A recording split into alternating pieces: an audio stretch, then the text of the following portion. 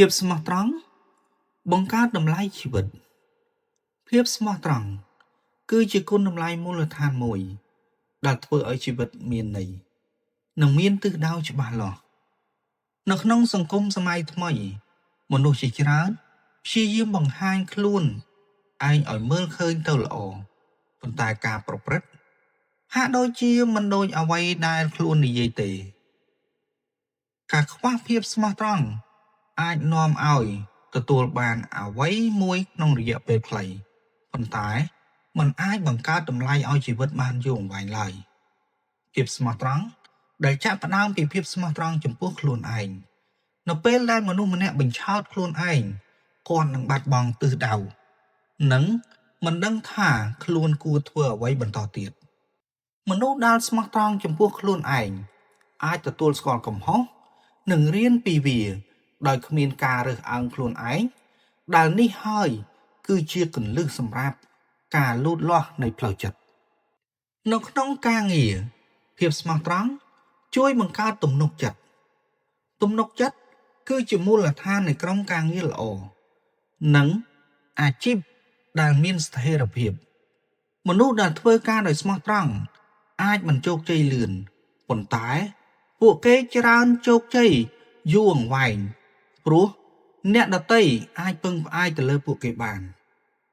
ក្នុងទំនាក់ទំនងផ្ទាល់ខ្លួនផងដែរភាពស្មោះត្រង់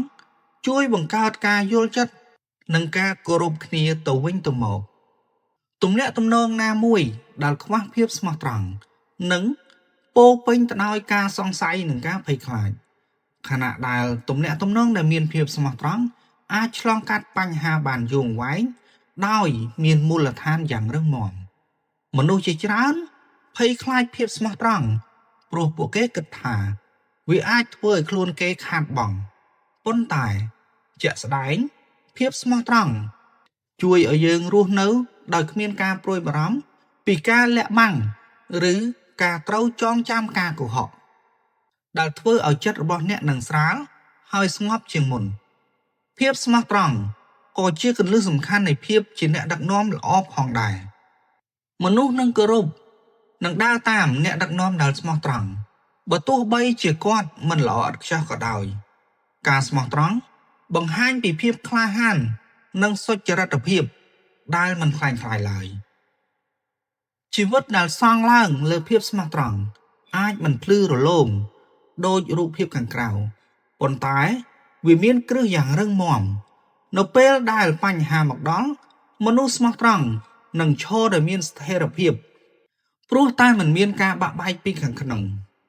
ភាពស្មោះត្រង់មិនត្រឹមតែធ្វើឲ្យអ្នកមើលទៅល្អទេប៉ុន្តែធ្វើឲ្យជីវិតអ្នកមានតម្លៃសូមអរគុណ